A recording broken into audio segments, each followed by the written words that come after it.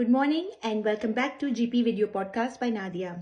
Today we will again be talking about fatty liver because we spoke about it a few days ago and then I went on to the other topics so that things don't become so boring. So we are going to go back to fatty liver because I can't finish any topic in a 3 to 7 minutes video, but I can just touch 0.00001% of them. Okay, so what is fatty liver disease again? Fatty liver disease describes a range of conditions caused by an accumulation of fat in the liver. The disease affects about 10% of Australians and is the most common reason for mildly abnormal liver function results. It rarely causes pain, does not cause nausea or fatty food intolerance, but sometimes can indicate, when it is there, it can indicate that you've got other health problems. So what happens is usually fatty liver is diagnosed as an incidental finding because it does not usually cause any kind of symptoms. So whenever you're getting the blood tests done for maybe some other reason or for the general health checkup, then mildly abnormal liver function tests, if they are there, they usually indicate fatty liver. What causes fatty liver? Again, fatty liver is not caused by simply eating fatty foods. It is associated with health problems such as, so there are 4 main causes of fatty liver. Obesity.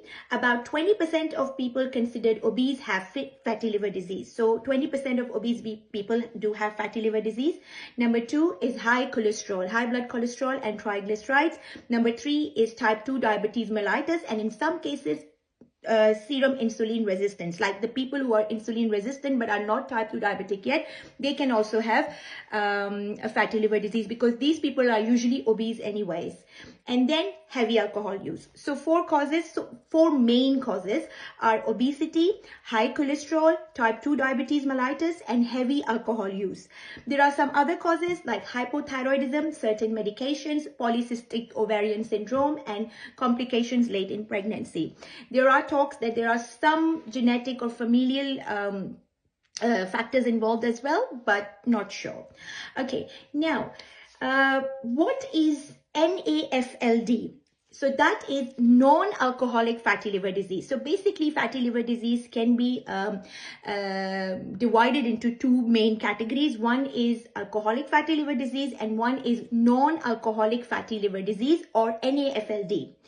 It is the most common kind of fatty liver disease, which is non-alcoholic fatty liver disease.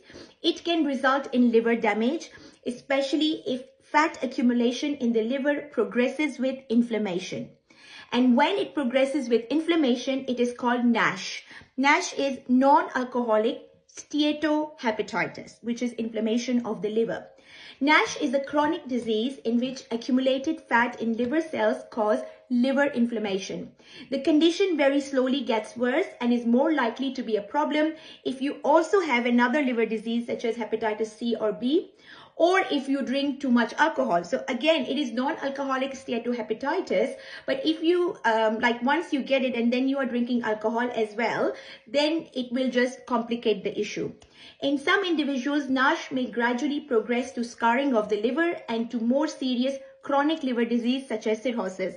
So though fatty liver is a benign condition, is an innocent condition, but then if you don't treat it on time, then or the causes of it basically, if you don't treat the underlying causes, which we said there are 4 main and there are some others as well, if you don't treat the cause, then it can slowly develop into inflammation and then scarring of the liver and finally liver cirrhosis.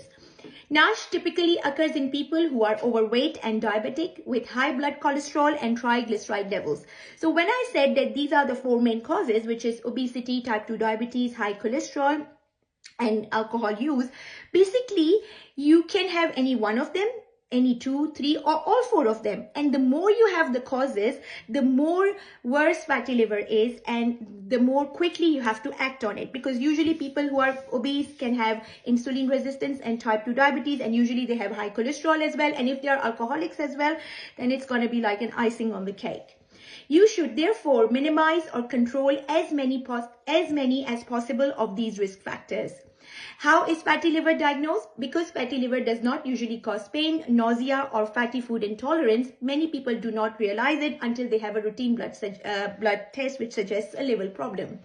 If this happens to you, your doctor may organize an ultrasound scan of the liver to check for fat.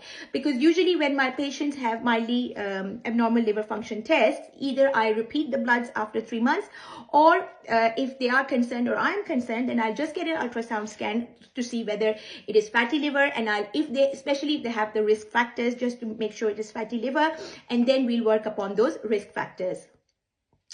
So a liver biopsy may be suggested, but this is rarely necessary. I don't think a liver biopsy is the way to go, because liver biopsy might only be done in the conditions when there is a scarring or liver cirrhosis. And then what should you do if you have NAFLD or NASH? What is the treatment? We will touch this topic in the next video.